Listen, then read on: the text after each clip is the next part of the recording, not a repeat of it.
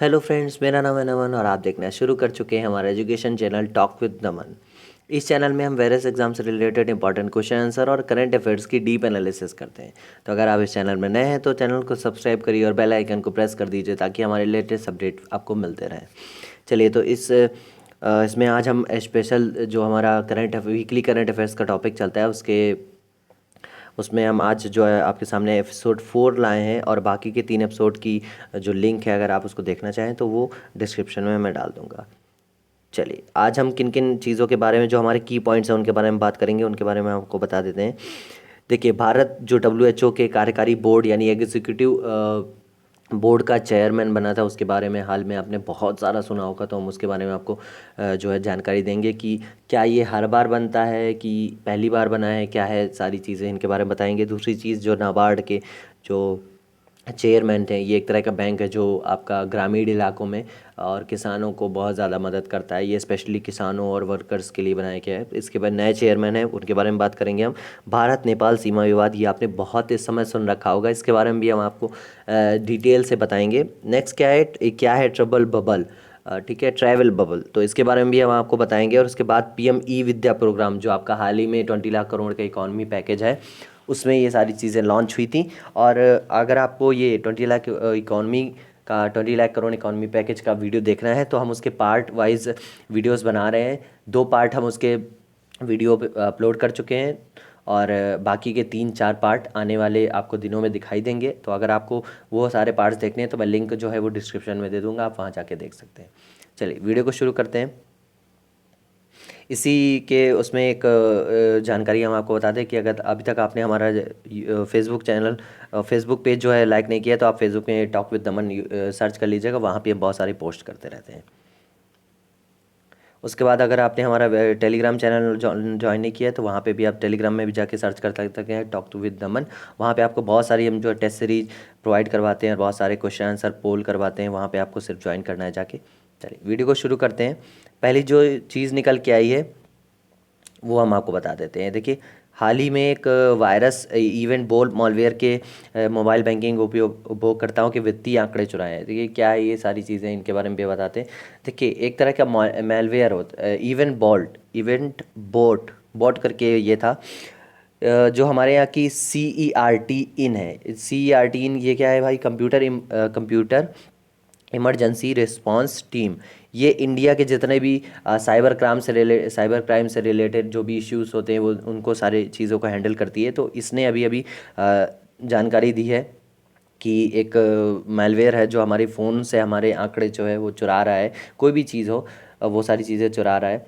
तो इनसे हमें अवेयर रहना है, ठीक है। इसमें हाल ही ने चेतावनी दी है एक वायरस के बारे में जो स्मार्टफोन पर अटैक कर रहा है। ये मोबाइल में एंटर करके उसमें उपस्थित E-वॉलेट पर अटैक कर रहा है और यह स्क्रीन पर एंटर होने वाले पासवर्ड से लेकर सभी इन्फॉर्मेशन चोरी कर रहा है। देखिए, आप जैसे कोई भी आप E-वॉलेट यूज़ करते हो, चाहे वो पेटीएम हो, चाहे वो फ़ोन पे हो, कोई भी वॉलेट होगा, गूगल पे हो सकता है, तो आप जैसे ही उस पर एंटर करते हो, आपको जैसे वो सपोज दैट आपको अनइंस्टॉल हो गया आपसे या आपको इंस्टॉल करना है, तो आप जैसे ही इंस्टॉल करते हो तो आप गूगल पे है तो गूगल पे की तरह एक दूसरा सा दिखाएगा उसकी के नीचे। जब आप सर्च करोगे प्ले स्टोर में या बाकी किसी जगह में थर्ड पार्टी ऐप से आप डाउनलोड करोगे तो उससे मिलती जुलती ऐप होगी, और जैसे आप उसको डाउनलोड करके उसमें इन्फॉर्मेशन अपनी एंटर करोगे तो वो आपकी इन्फॉर्मेशन पूरी चुरा लेगा। तो आप इन सारी चीज़ों से आप ज़्यादा से ज़्यादा थर्ड पार्टी ऐप से बचिए, और जो प्ले स्टोर में ऑथेंटिकेट ऐप हैं जिन्हें प्ले स्टोर स्कैन करके रखता है सारी चीज़ें, उनसे ही आप जो है डाउनलोड करिए। तो ये एक इन्फॉर्मेशन थी। ये देखिए, इसकी पेपर कटिंग है, इसको मैं दिखाना चाहूँगा। CERT जूम कर देता हूँ, आप देख लीजिए। ये देखिए, CERT issues advice against EvenBot banking trojan that steals financial information, ठीक है। भारत के computer emergency response team EvenBot नामक एक मालवेयर के खिलाफ चेतावनी जारी की है। एंड्रॉयड फ़ोन उपभोगकर्ताओं के लिए हाल ये जानकारी चुरा रहा है, ठीक है। और ये 200 से अधिक विभिन्न वित्तीय अनुप्रयोगों को लक्षित करने में सक्षम है। E-वॉलेट और बैंकिंग खातों को लूट कर रहा है।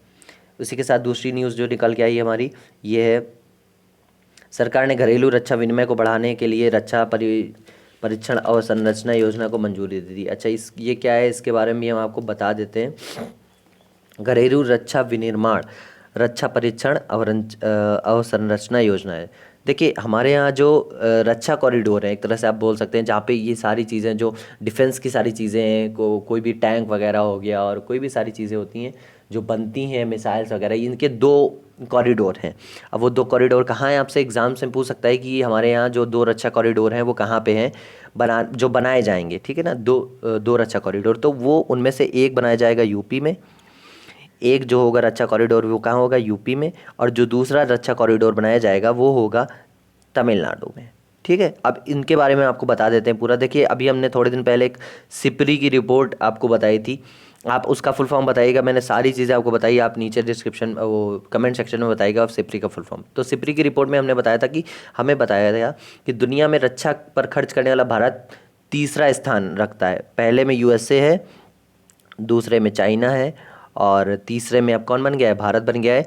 तो इन कॉरिडोर में डिफेंस में यूज़ होने वाले इक्विपमेंट और भी अन्य चीज़ें जो बनाए बाहर से मंगवाई जाती हैं, वो बाहर से मंगवा कर इन क्षेत्रों में बनाई जाएंगी। और इसके लिए इन राज्यों में एक बड़ा एरिया अलॉट किया गया है, जो मिसाइल गन्स टैंक बनाए जाएंगे वहाँ पे। इनकी टेस्टिंग के लिए बनाए जाने वाला जो एरिया को बनाने के लिए सरकार ने 5 साल में 400 करोड़ रुपए खर्च करेगी। और इसका जिक्र शायद गवर्नमेंट ने अपने 20 लाख इकॉनमी पैकेज में भी 20 लाख करोड़ वाले इकॉनमी पैकेज में भी अनाउंस किया था, आपको मैं बताऊंगा आगे। ठीक है, तो 5 साल में 400 करोड़ रुपए खर्च करेगी। क्यों? क्योंकि देखिए कई चीज़ें होती हैं, जैसे हमने गन्स इक्विपमेंट जो सारी चीज़ें बना ली है, उन तो बन तो गई भाई, कॉरिडोर के अंदर बन गई, लेकिन वो ज़्यादा आबादी वाले इलाके, वहाँ पे हम उनकी टेस्टिंग तो नहीं कर सकते ना।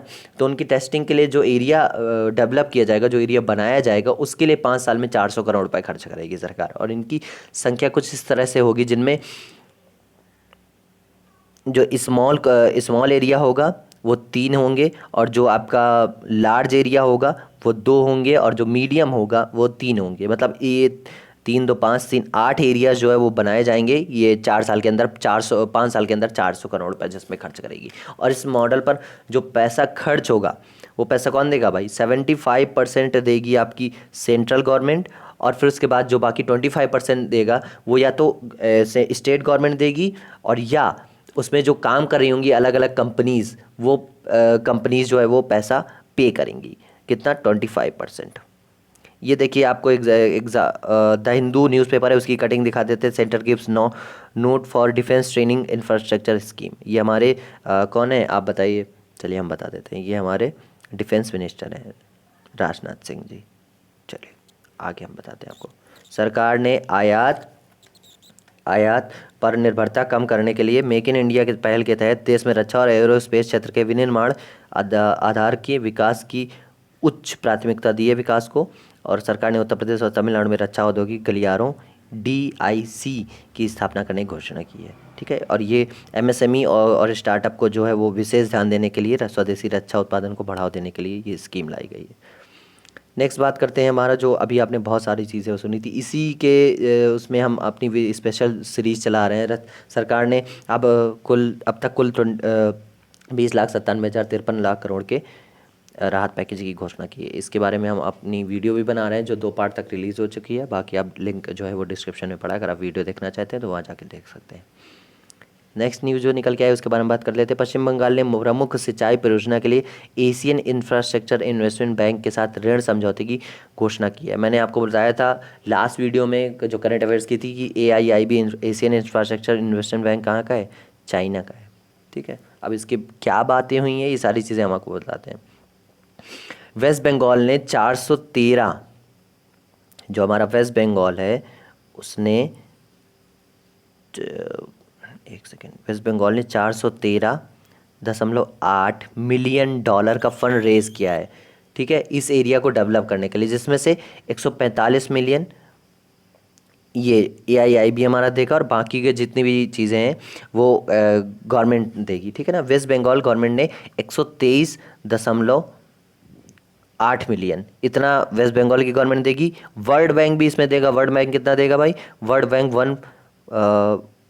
145 मिलियन डॉलर इतना देगा। तो आपको ये 3 चीज़ें पता होनी चाहिए। कौन कौन सी चीज़ें, कि AIIB कितना देगा, AIIB कितना देगा 145 मिलियन डॉलर्स। फिर उसके बाद वर्ल्ड बैंक कितना देगा वर्ल्ड बैंक देगा आपका 145 मिलियन डॉलर्स, और वेस्ट बंगाल की जो गवर्नमेंट है वो कितना देगी, वो 123.8 मिलियन डॉलर्स देगी। ठीक है, चलिए अब इसे एक नॉर्मल आसान भाषा में समझने की कोशिश करते हैं। देखिए अधिकांश नदियों पर डैम बनाए जाते हैं, ठीक है, और ये क्या स्कीम है इसके बारे में हम आपको बता रहे हैं। डैम बनाए जाते हैं तो, और डैम बनाने का उद्देश्य सिर्फ नदी का पानी रोकना मात्र नहीं होता है, बल्कि अन्य कार्य भी होते हैं, जैसे इरिगेशन पहला कार्य, आसपास के एरिया की सिंचाई उसी डैम से हो जाती है। ठीक है, ये की पॉइंट है। और जो दूसरा की पॉइंट होता है, अगर इलेक्ट्रिसिटी जनरेट हो रही है उससे, तो उस डैम से तो इलेक्ट्रिसिटी भी बना जाती है। देखिए ये दूसरा पॉइंट हो गया। तीसरा क्या होता है, अगर पानी अच्छा है तो वहाँ पे प्लांट लगाए जाते हैं और पीने का पानी भी उपलब्ध कराया जाता है। ये तीसरा पॉइंट हो गया किसी भी डैम को बनाने में। ठीक है, तो अब समझिए एक डैम को उसके आसपास का जितना भी एरिया लाभान्वित करता है, उस एरिया को कमांड एरिया बोलते हैं। ठीक है, तो ये कमांड एरिया ये जहाँ पे डेवलप किया जा रहा है, कहाँ पे, वेस्ट बंगाल के अंदर। और मैंने आपको बता दिया इसमें तीन जो है वो रोल प्ले कर रहे हैं, एक वेस्ट बंगाल की गवर्नमेंट, और एक वर्ल्ड बैंक, और एक AIIB बैंक। ठीक है, ये लोन मिल रहा है, देखिए आप यहाँ पे साफ साफ लिखा है, ऋण समझौते पर हस्ताक्षर किया है, लोन दिया जा रहा है और बाकी ये आगे लिया भी जाएगा। ये देखिए मैं आपको ये पेपर की कटिंग में दिखाया हूँ। Central world bank West Bengal government AIIB signs agreement for $145 million projects to improve irrigation in West Bengal. ये पेपर की कटिंग है, ये उसके बारे में कुछ बताया गया है। ठीक है, ये कहाँ पे शुरू होगी भाई, परियोजना दामोदर घाटी पर कमान क्षेत्र में DVCA सिंचाई और बाढ़ प्रबंधन का सुधार शामिल है, दामोदर नदी घाटी पे होगी ये। ठीक है, ये चीज़ आपसे पूछी जा सकती है। और क्या होगा, 5 जिलों के लगभग 2.7 मिलियन किसानों को लाभान्वित करने का इरादा है, क्योंकि डैम बनेगा तो उनके आसपास का जो क्षेत्र होगा वो ज़्यादा लाभान्वित होगा, क्योंकि वहाँ पे सारी चीज़ें अवेलेबल हो जाएंगी, पानी से लेके सारी चीज़ें तक। ठीक है, क्योंकि वहाँ पे भाई इलेक्ट्रिसिटी भी होगी तो ज़्यादा से ज़्यादा चीज़ें अवेलेबल हो जाएंगी। नेक्स्ट न्यूज़ हमारी निकल के आई है, वर्ल्ड बैंक ने भारत को कोविड-19 सामाजिक सुरक्षा प्रतिक्रिया कार्यक्रम के 1 बिलियन अमेरिकी डॉलर की स्वीकृति दे दी है। वर्ल्ड बैंक कितना देगा भाई, सोशल प्रोटेक्शन रिस्पांस प्रोग्राम के तहत कितना देगा, 1 बिलियन डॉलर किसको देगा, भारत को देगा।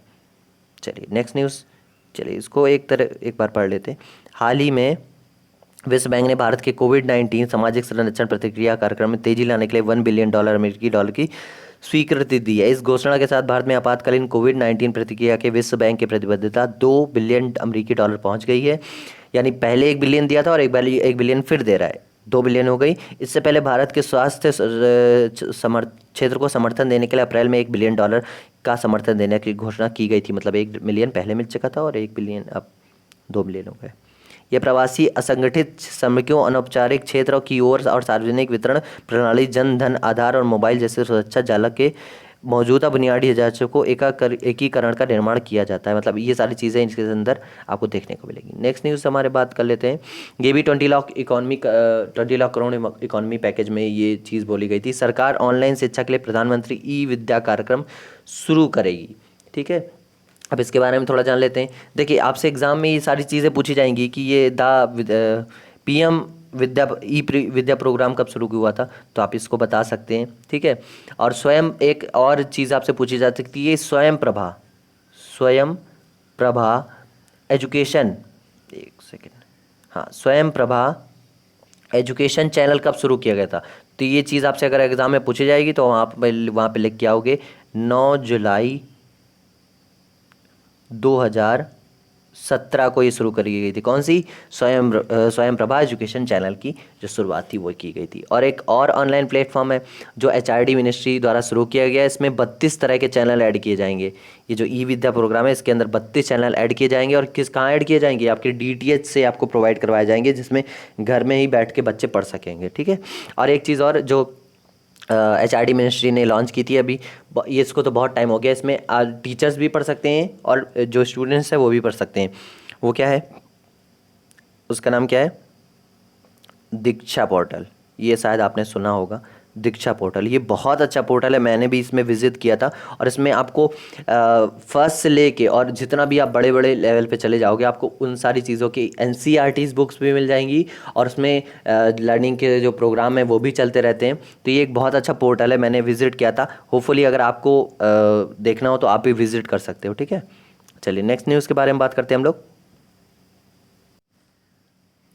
नेक्स्ट न्यूज़ जो हमारी निकल के आई, भारत का पहला स्वदेश निर्मित अपतटीय गश्ती पोत ICGS सचेत तट रक्षा में दल में शामिल किया गया। देखिए बहुत सारे जहाज होते हैं जो सिर्फ हमारे तट रक्षक जो होते हैं, कोस्ट गार्ड आप एक तरह से बोल सकते हैं, कोस्टल एरियाज़ में जो जो जहाज होते हैं मिलिट्री के या नेवी के किसी तरह के, वो तट रक्षा की जो रक्षा करते हैं, तो उसी में एक ICGS सचेत है, इसको शामिल किया गया है। बहुत ज़्यादा आपसे नहीं पूछा जाएगा, बस इतना पूछा जाएगा कौन सा जहाज शामिल किया गया है, तो ICGS सचेत शामिल किया गया है। नेक्स्ट न्यूज़ के बारे में बात करते हैं। जनजातीय मामले मंत्रालय ने गोल कार्यक्रम शुरू किया है। गोल कार्यक्रम क्या है भाई? तो इसको दो लोगों ने शुरू किया है, एक FB हो गई हमारी यानी फेसबुक, और ट्राइबल मिनिस्ट्री यानी जनजातीय मामले ट्राइबल मिनिस्ट्री, इन दोनों लोगों ने मिलकर ये प्रोग्राम लॉन्च किया है। गोल प्रोग्राम का आपको फुल फॉर्म बता देते हैं, going online as a leaders. ठीक है, ये आपका फुल फॉर्म हो गया। आदिवासी क्षेत्रों में रह रहे लोगों को जागरूक करने और इन्हें इंटरनेट यूज़ करने के बारे में बताने के लिए ये प्रोग्राम बनाया गया है। मतलब इंटरनेट का यूज़ कैसे होता है, बहुत सारे लोग हैं अभी जो आदिवासी इलाकों में रहते हैं, उनको प्रॉपर तरीके से डिटेल से नहीं पता है कि इंटरनेट क्या है, कैसे यूज़ करते हैं। तो इसी के लिए ये प्रोग्राम जो है बनाया गया है, जिनमें उनको पूरी तरीके से जागरूक किया जाएगा, अवेयर किया जाएगा कि कैसे यूज़ करते हैं, ताकि वो भी इसका अच्छे से यूज़ कर पाएँ और जानकारियों को प्राप्त कर पाएँ। नेक्स्ट जो न्यूज़ निकल के आई है, दिल्ली पुलिस को भारत का पहला thermal corona combat head gear मिला। ये देख सकते हैं, ये लगा हुआ है और ये लगा हुआ है, एक कैमरा ऊपर लगा है और छोटा सा हेड गियर लगा है। अच्छा, इससे क्या होगा? इससे कोरोना पकड़ लेंगे? नहीं भाई, इससे कोरोना नहीं पकड़ेंगे। कैसे क्या करेंगे इससे? तो जैसे कोई भी जो पर्सन होगा इन लोगों के सामने होगा, जो ये जो ट्रैफिक पुलिस हैं जो हेड गियर पहने हैं, तो उनका टेम्परेचर, जो सामने वाला पर्सन है उनका टेम्परेचर कितना है, हाई है, लो है, इनको तुरंत पता चल जाएगा, जिससे ये लोग दूरी बना सकते हैं या उनकी हेल्प कर सकते हैं, किसी भी तरह से ये उनकी हेल्प कर पाएंगे या जो भी चीज़ें हैं वो कर पाएंगे। ठीक है, तो ये पहला भारत का थर्मल कोरोना कॉम्बैक्ट गियर है। या आपसे पूछा जा सकता है कि पहला thermal corona combat head gear किसको मिला था? तो दिल्ली पुलिस को मिला था। जो नेक्स्ट न्यूज़ हमारी निकल के आई है, अफगानिस्तान के राष्ट्रपति अशरफ गनी ने सत्ता चलाने के लिए अब्दुल्ला के साथ हाथ मिलाया। अब देखिए लीजिए कि यहाँ पे ये दो पार्टियाँ हैं, एक अफगानिस्तान के राष्ट्रपति ये अशरफ गनी हैं और ये अब्दुल्ला जी हैं। इनमें से मेरे को थोड़ा सा ध्यान नहीं है ठीक से, आप देख लीजिएगा, ये भी अब्दुल्ला हो सकते हैं और ये भी, है ना, तो ये देख लीजिएगा। इनसे क्या है कि ये दोनों आपस में ज़्यादा भिड़ रहे थे कि मैं राष्ट्रपति इस तरह से, तो अमेरिका ने इनके बीच एक समझौता करवाया है और एक कार्यकारी सदस्य अब्दुल्ला को बना दिया है, एक कमेटी है जो उसके हेड होंगे, और एक राष्ट्रपति जो थे अशरफ गनी जी थे, उन्हीं को राष्ट्रपति दोबारा से नियुक्त कर दिया है। चलिए नेक्स्ट, इसके बारे में ज़्यादा इतना डीपली नहीं पूछा जाएगा। चलिए नेक्स्ट न्यूज़ के बारे में बात करते हैं हम। तो नेक्स्ट न्यूज़ हमारी जो निकल के आई है, भारत ने कोरोना वायरस के उद्गम स्रोत का पता लगाने के लिए विश्व स्वास्थ्य सभा में 61 देशों के साथ प्रस्ताव रखा। क्या है भाई ये? चलिए पहले इसके बारे में पढ़ लेते, फिर हम आपको डिटेल में बनाएंगे। हाल ही में भारत ने उन 61 देशों में शामिल हो गया है जिन्होंने विश्व स्वास्थ्य सभा में कोरोना वायरस के जूनोटिक स्रोत की पहचान करने के लिए एक प्रस्ताव रखा। विश्व स्वास्थ्य सभा संगठन WHO के निर्णय लेने वाली संस्था है। जूनोटिक उन बीमारियों को संदर्भित करता है जिन्हें जानवरों से मनुष्यों के लिए पारित किया गया है। मतलब जूनोटिक वो प्रॉब्लम है, वो चीज़ है जिसके बारे में बोल सकते हैं कि जो वायरस होता है जो जानवर से इंसान और इंसान से वायरस में जाता है, वही एक जूनोटिक वायरस बोला जाता है। इसकी ये पेपर कटिंग भी है, ठीक है, ये आप देख सकते हैं, आई ऑन चाइना 62। अब इसके बारे में आपको पूरी स्टोरी बताने की कोशिश करते हैं। देखिए आप आराम से समझने की कोशिश करिएगा, आसान भाषा में आपको बताते हैं। देखिए WHO क्या है, मतलब WHO सबसे पहले हम नॉर्मल सी चीज़ आपसे पूछना चाहते हैं कि WHO का हेडक्वार्टर कहाँ है। ये सारी चीज़ें पूछी जाती, तो इसका हेडक्वार्टर कहाँ है? जिनेवा में। इस्टेब्लिशमेंट कब हुई थी, मतलब कब बना था ये WHO? तो 7 अप्रैल 1948 को। ये सारी चीज़ें पूछी जाएंगी। और ये 7 अप्रैल 1948 क्यों इंपॉर्टेंट है? क्योंकि इसी दिन वर्ल्ड हेल्थ डे भी मनाया जाता है, विश्व स्वास्थ्य दिवस भी मनाया जाता है, और इसी दिन WHO की जो इस्टेब्लिशमेंट थी वो हुई थी। अब बताते हैं। देखिए WHO एक आप अगर समझो कि सिंगल ऑर्गेनाइजेशन है तो नहीं, इसके अंदर 3 काम करते हैं। कौन कौन काम करता है? एक WHO की यानी एक वर्ल्ड हेल्थ असेंबली एक तरह से बोल सकते हैं, WHA वर्ल्ड हेल्थ असेंबली, और एक executive board, WEB world executive board काम करता है इसका, WHO का इसके अंतर्गत, और एक द सेक्रेटरीट, मतलब 3 होते हैं, एक सचिव का पद होता है, ठीक है।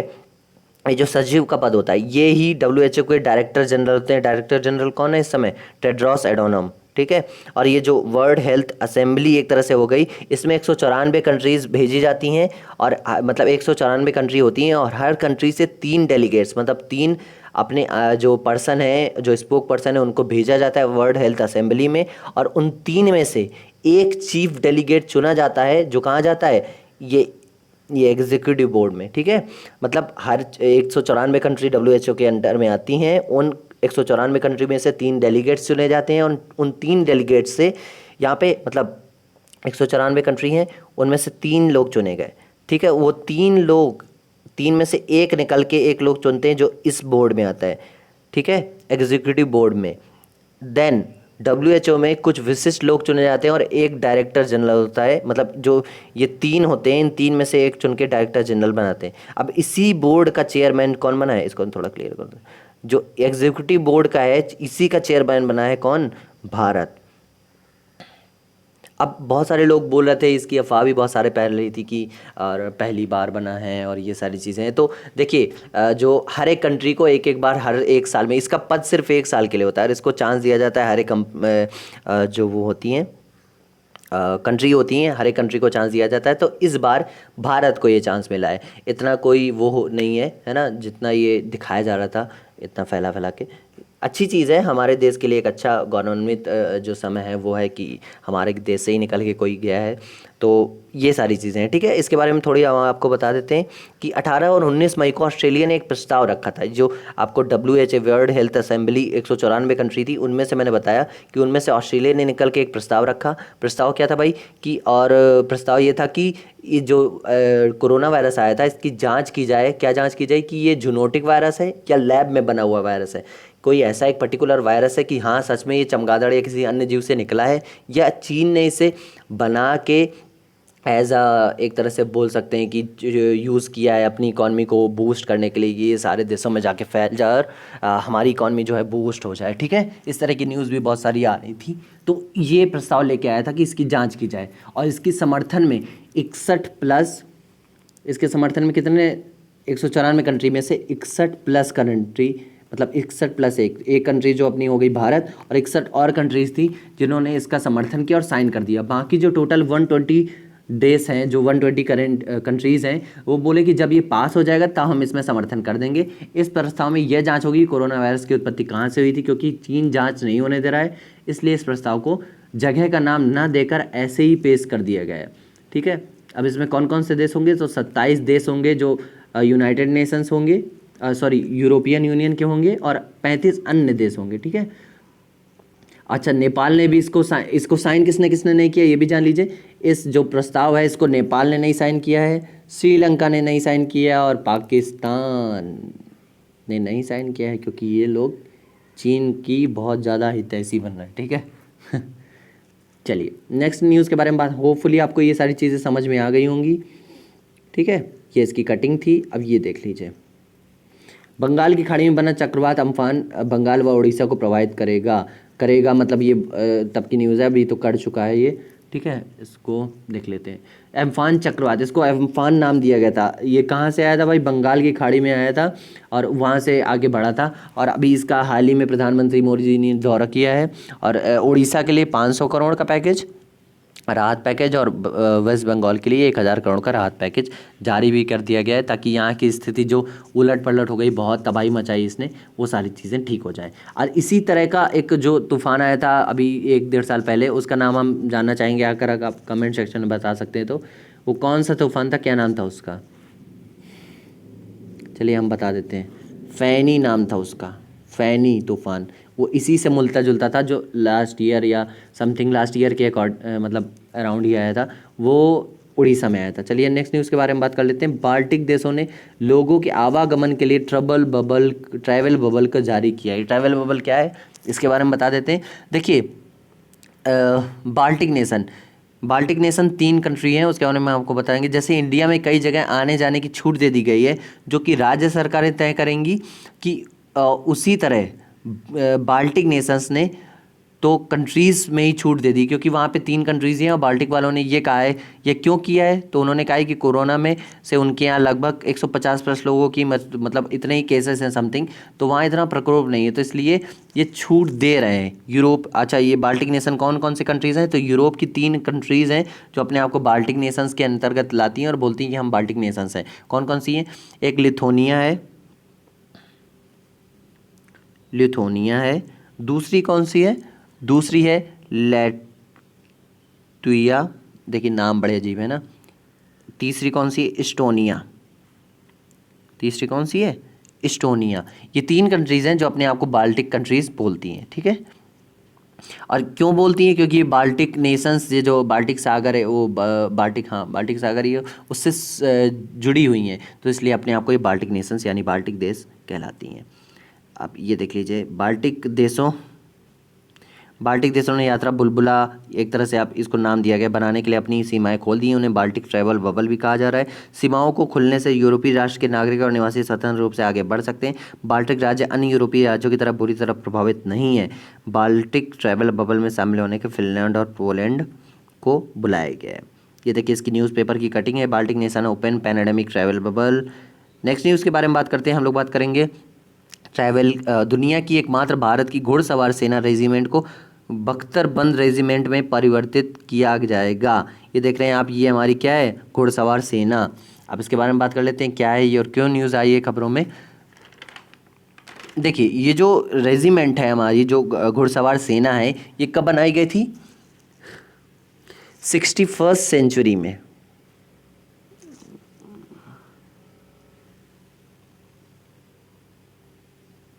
सॉरी, हाँ 61st सेंचुरी नहीं था ये, सॉरी 61वीं है। ये कौन सी है जो अभी इस समय चल रही है? वो 61वीं रेजिमेंट है। अच्छा, ये कब जो है वो शुरू हुई थी? सबसे पहली तो 1953 में शुरुआत हुई थी इस रेजिमेंट की। और कहाँ शुरू हुई थी? जयपुर राजस्थान में। क्योंकि पहले के जो राजा महाराजा होते थे उनके पास यही घुड़सवार सेना होती थी। लेकिन आज के टाइम पे क्या है कि भाई घोड़े पे चढ़ कर तो युद्ध होता नहीं है ना। और ये आप देख पा रहे होंगे, ये भाला लिए हैं और भाले से आज कोई युद्ध नहीं होता है, इसलिए एक तरह से ख़त्म किया जा रहा है। ख़त्म क्या किया जा रहा है? वर्तमान में कोई भी युद्ध घुड़सवारों पर नहीं होता है। इनका यूज़ सिर्फ रिपब्लिक डे और इंडिपेंडेंस डे पर परेड में ही रह गया है। देखिए आप परेड देखते होंगे गणतंत्र दिवस या स्वतंत्रता दिवस में, तो ये परेड में शामिल होती है रेजिमेंट जो है, जो कि बस ठीक ठाक है। इन्हें अब टैंक प्रोवाइड करवाया जाएगा, मतलब इनसे भाले ये छीन लिए जाएंगे, लाओ भाई भाले दे दो, तुम्हारा इसके पास मतलब कोई काम नहीं है, और इन्हें टैंक प्रोवाइड करवाया जाएगा। इस रेजिमेंट को एक तरह से आप बोल सकते हैं चेंज किया जा रहा है, ठीक है। तो ये न्यूज़ निकल के आई है। कब शुरू गई थी? 1953 में। ये आप देख लीजिए, ये उसकी थोड़ी सी इन्फॉर्मेशन है। भारतीय सेना 61वीं घुड़सवार सेना में बदलना है, जो दुनिया में एकमात्र अश्वारोही, अश्व किसको बोलते हैं? घोड़े को। अश्वारोही घुड़सवार सेना है जो टैंक के साथ एक नियमित बख्तरबंद रेजिमेंट में है। योजना का मुख्य उद्देश्य 61वीं घुड़सवार सेना को एक युद्धक सेना में बदलना है। यह काफ़ी हद तक एक औपचारिक इकाई है जो जयपुर में स्थित है। कदमों के विरोध में दावा है कि यह कदम उस शानदार परंपरा को नष्ट कर देगा जो रेजिमेंट के साथ रहती है। देखिए इसके कई तथ्य हो सकते हैं, कुछ लोगों को ये चीज़ पसंद आ रही होगी, कुछ लोग को नहीं पसंद आ रही होगी। देखिए चेंजमेंट तो करना ही पड़ेगा, है ना। चलिए ये इसकी जो है द प्रिंट न्यूज़पेपर की कटिंग है जो मैं आपको दिखा रहा हूँ, ये देखिए। चलिए नेक्स्ट न्यूज़ के बारे में बात कर लेते हैं। हम लोग बात करेंगे, अमेरिका ने भारत को वेंटिलेटर दान करने का निर्णय लिया है। ठीक है भाई, हमने इनको हाइड्रोक्लोरोक्विन दी थी, तो अब ये उसका बदला चुका रहे हैं और ये हमको वेंटिलेटर देंगे। तो इसमें कुछ ऐसा खास नहीं था, मैंने ऐसे आपको कवर कर दी। नेक्स्ट न्यूज़ जो हमारी निकल के आती है, आंध्र प्रदेश सरकार ने वाइजाग गैस रिसाव की जांच के लिए नीरव कुमार प्रसाद की अध्यक्षता में 5 सदस्यीय पैनल बनाया है। देखिए ये चीज़ आपसे पूछी जा सकती है, हमने इसके लिए एक स्पेशल वीडियो भी बनाया था, उसकी लिंक मैं डिस्क्रिप्शन में प्रोवाइड करवा दूंगा। उसमें 2 हमने स्पेशल टॉपिक कवर किए थे, एक पाकिस्तान और पाक गिलगित बाल्टिस्तान का, और एक ये विजाग गैस प्लांट वाला। तो अगर आप वो वीडियो देखना चाहते हैं तो डिटेल में है, मैं लिंक जो है डिस्क्रिप्शन में डाल दूंगा। अच्छा, इसकी जांच के लिए जो न्यूज़ है निकल के आई, इसकी जांच के लिए एक कमेटी का निर्माण किया गया था। कमेटी का नाम क्या है? नीरव कुमार कमेटी। अच्छा, इसमें कितने लोग होंगे? नीरव कुमार जी होंगे और 5 लोग होंगे, मतलब 6 लोग होंगे। और नीरव कुमार है कौन, ये भी जान लीजिए भाई। ये स्पेशल चीफ सेक्रेटरी हैं इन्वायरमेंट के, मतलब पर्यावरण के स्पेशल चीफ सेक्रेटरी हैं, ठीक है। चलिए ये न्यूज़ आपको बतानी थी। ये नेक्स्ट न्यूज़ के बारे में बात करते हैं। नेक्स्ट न्यूज़ है राष्ट्रीय आपदा प्रबंधन प्राधिकरण ने राष्ट्रीय प्रवासी सूचना प्रणाली नामक ऑनलाइन डैशबोर्ड का विकसित किया है। नेशनल डिजास्टर मैनेजमेंट अथॉरिटी क्या है भाई, इसके बारे में भी जान लेते हैं। माइग्रेंट लेबर्स के लिए ये बनाया जाएगा ताकि उन्हें प्रॉपर सूचनाएं जो जानकारियाँ मिल जाएं, क्योंकि जानकारियों के अभाव में जो माइग्रेंट्स लेबर हैं, हमारे प्रवासी मजदूर हैं, वो इधर उधर भटक रहे हैं, उन्हें प्रॉपर तरीके से जो चीज़ें नहीं पता चल पा रही हैं, तो इसके लिए ये बनाया गया है। देखिए पहले उनकी जो मज़दूरों की हैं वो इन्फॉर्मेशन जो कलेक्ट की जाएंगी, वो चाहे स्टेट गवर्नमेंट के माध्यम से हो चाहे सेंट्रल गवर्नमेंट के माध्यम से वो कलेक्ट की जाएंगी और उन्हें एक जगह प्रोजेक्ट किया जाएगा, एक जगह दिखाया जाएगा, ताकि मज़दूरों के मोबाइल पे मैसेजेस हो गए और बहुत सी सारी चीज़ें हैं जो करी जाएंगी ताकि वो उनको एक सही डायरेक्शन मिल सके और वो इधर उधर भटके नहीं। अच्छा, नेशनल डिजास्टर मैनेजमेंट अथॉरिटी में हेड कौन होता है इसका, तो इसके हेड होते हैं हमारे प्राइम मिनिस्टर जी, जो कि इस समय नरेंद्र मोदी जी है, ठीक है। और कौन कौन होता है, इसके 9 अदर मेंबर होते हैं, यानी जो हमारे प्राइम मिनिस्टर वो होते हैं और 9 अदर मेंबर्स होते हैं, जो टोटल मिला के 10 लोग होते हैं। उम्मीद है आपको ये न्यूज़ समझ में आई होगी। फोंग फेंग द्वारा लिखित Wuhan diary dispatches from a quarantined city पुस्तक भारत में जारी की गई है। ये वुहान, ये जो कोरोना वायरस निकला था कहाँ से निकला था, चाइना के वुहान शहर से। तो इसका और इस बुक को लिखा किसने है, फैंग फैंग ने, ठीक है। और ये ऑनलाइन रिलीज़ हुई थी। इस बुक को अगर आपको मिल जाए तो पढ़िएगा, हालांकि मैंने अभी पढ़ी नहीं है लेकिन मैं भी पढ़ूंगा। ये इस बुक का कवर पेज है, ठीक है। Dispatches as a quarantine city, Fang Fang इसके राइटर। ये आपसे चीज़ पूछी जा सकती है कि वुहान डायरी जो फेमस बुक है वो किसने लिखी है, फैंग फैंग ने लिखी है, ठीक है। नेक्स्ट न्यूज़ जो हमारी निकल के आती है ये इंपॉर्टेंट न्यूज़ है, इसके बारे में भी जान लीजिए। जैव प्रौद्योगिकी कंपनी मॉडर्ना ने कोविड-19 के लिए प्रायोगिक टीके का सफल परीक्षण किया है। तो आप खुश हो गए कि क्या वैक्सीन मिल गई, पता नहीं, चलिए बताते हैं वैक्सीन मिली कि नहीं। देखिए मॉडर्ना एक तरह की जो ये यूएस कंपनी है और ह्यूमन ट्रायल इसका सफल रहा है, मतलब इसने मानव के ऊपर परीक्षण किया है और इसका जो ह्यूमन ट्रायल है वो सफल हो गया है और आगे बहुत सारी चीज़ें जो अच्छी हैं वो सुनने को मिलेंगी। अच्छा, इसने अपने 45 वॉलेंटियर वो लोग होते हैं जो अपनी स्वेच्छा से वॉलेंटियर एज बोलते हैं कि हाँ हमें इसके लिए हम अपनी एलिजिबिलिटी देते हैं या अपनी हाँ करते हैं, स्वीकृति देते हैं कि हाँ हमें इस टेस्ट के लिए यूज़ किया जाए। तो 45 वॉलंटियर थे जिनमें सफल परीक्षण किया वैक्सीन का। अच्छा, और जैसे ही ये न्यूज़ निकल के आई थी तो इस कंपनी के शेयर्स होते हैं वो 20% इंक्रीज़ हो गए थे। शेयर्स यानी जो स्टॉक्स होते हैं, इनके बारे में आपको डिटेल में बताऊँगा, ठीक है। फिर कभी एक प्रॉपर वीडियो बनाएंगे, शेयर मार्केट क्या होता है, स्टॉक्स क्या होते हैं। अच्छा, यह एक अमेरिकन कंपनी, ये भी बता चुका हूँ। अब आपके मन में ये होगा क्या वैक्सीन मिल गई, तो ये अभी एक छोटे लेवल पे चेक कर रहे हैं। अब ये जो छोटे लेवल पे यानी 45 लोगों पे यूज़ की गई थी तो वो सफल रही।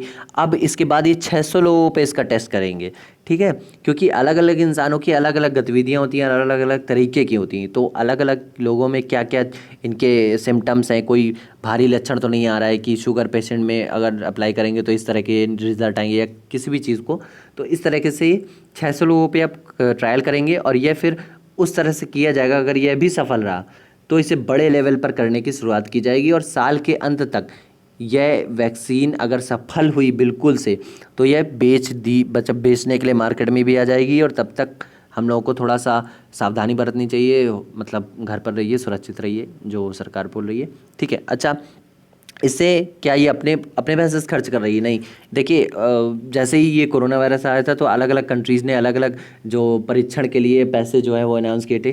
तो इसी में $5 बिलियन की मदद की थी गवर्नमेंट ने, यानी जो अमेरिकन गवर्नमेंट है उसने इस कंपनी को $5 बिलियन की जो है एक तरह से हेल्प की थी कि आप परीक्षण करो, हम आपकी हेल्प करेंगे। अच्छा, दवा का नाम क्या है, दवा का नाम जान लीजिए भाई।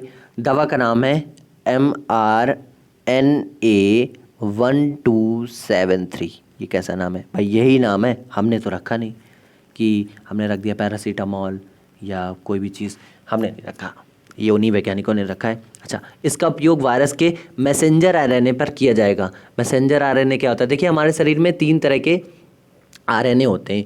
एक mRNA जिसका इस पे यूज़ किया गया है, और एक होता है DRNA, और एक होता है rRNA।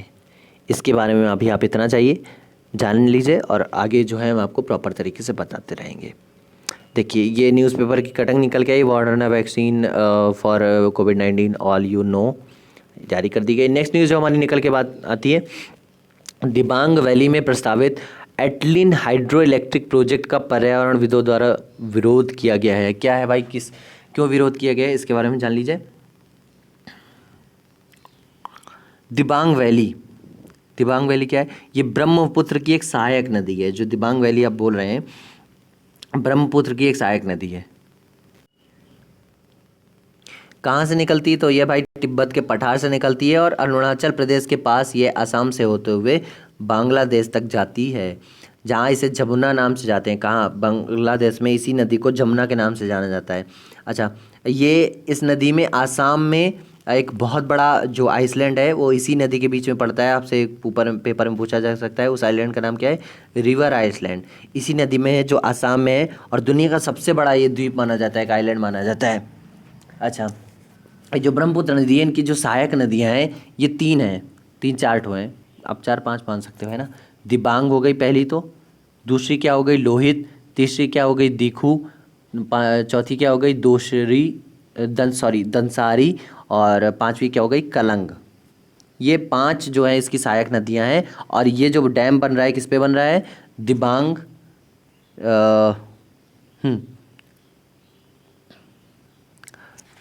दिर टेंजन, इसका नाम क्या है, दिर टेंजन डैम बन रहा है। इसी का नाम इटालियन बन रहा है, जो जिसका विरोध हो रहा है। अच्छा, विरोध क्यों हो रहा है ये चीज़ जान लीजिए।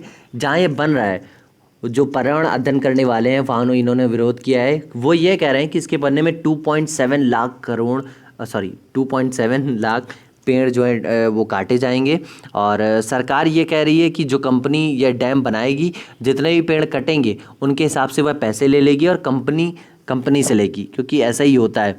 और इन पैसों को अलग जगह पर जाके पेड़ लगा दिया जाएगा इन पैसों से। इस प्रक्रिया को क्या बोलते हैं, एफॉरेस्टेशन बोलते हैं। इसका एक एक्ट भी आया था, कैंपा एक्ट। मैंने कल जो हमारी वीडियो है इकॉनमी वाली 20 लाख करोड़ इकॉनमी पैकेज वाली, उसमें एक कैंपा एक्ट का जिक्र भी किया है। और आपको डिटेल में समझना है तो आप वहाँ जाके समझ लीजिए। इस डैम को बनने में 5 साल लगेंगे और ये बनने के बाद इंडिया में हाइड्रो इलेक्ट्रिक पावर में सबसे ज़्यादा पैदावार करेगा, हाइड्रो इलेक्ट्रिक पावर की और सबसे ज़्यादा पैदावार करेगा। तो इसलिए ये लोग विरोध कर रहे हैं इसका। चलिए नेक्स्ट न्यूज़ के बारे में बात करते हैं। ये देखिए, इसके बारे में थोड़ा जान लीजिए। हाल ही में कुछ संरक्षणवादियों, national board of wildlife NBWL के पूर्व सदस्यों ने दिबांग घाटी अरुणाचल प्रदेश में एटलिन हाइड्रो इलेक्ट्रिक परियोजना के लिए अनुमोदन की अस्वीकृति मांगी है। अस्वीकृति। यह परियोजना दिबांग नदी पर आधारित है और इसे 7 साल में पूरा कर लिया जाएगा। ठीक है, सॉरी मैंने 5 साल बोला था, ये 7 साल में पूरी होगी।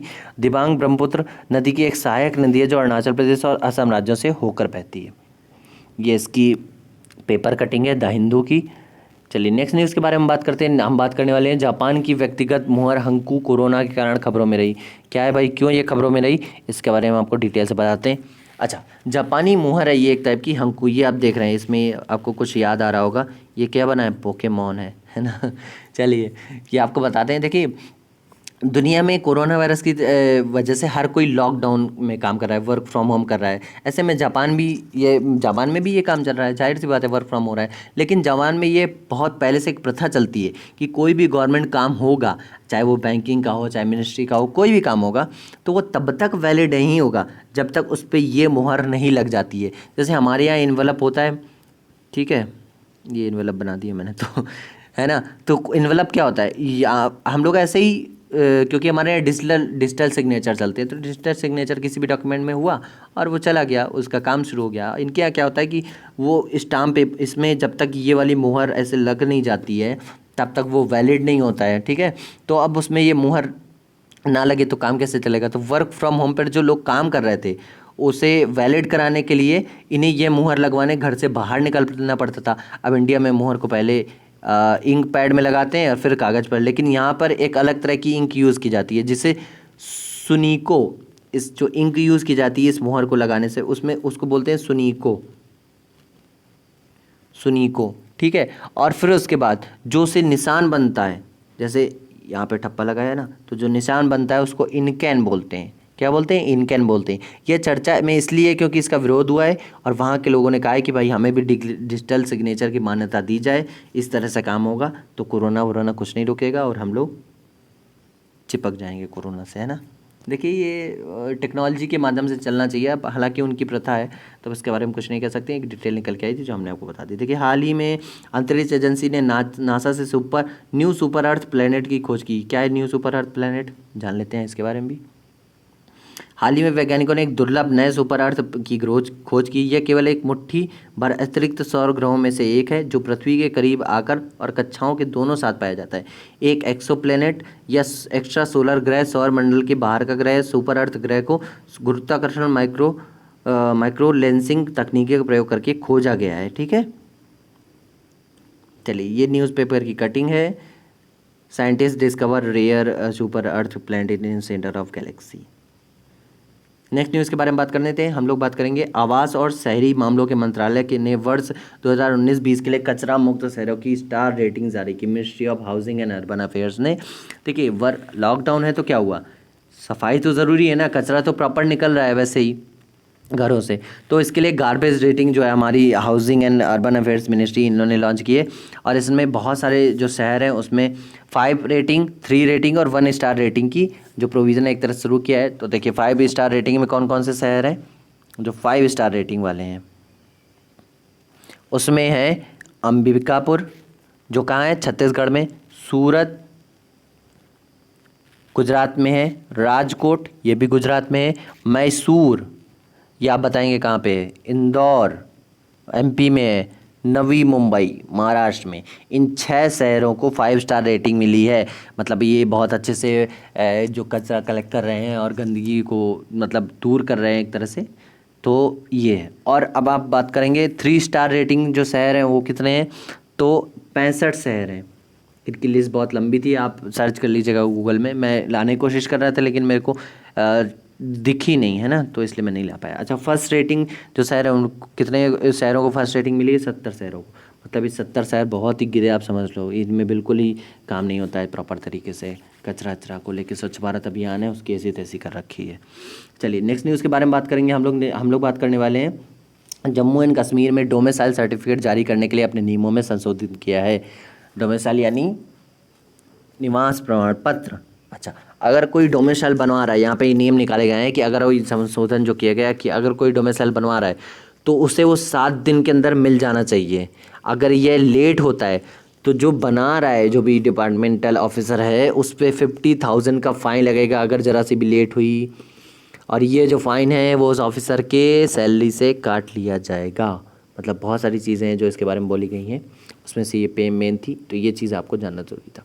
इटली ने सामाजिक दूरी बनाए रखने के लिए आई फील यू ब्रेसलेट विकसित किया है।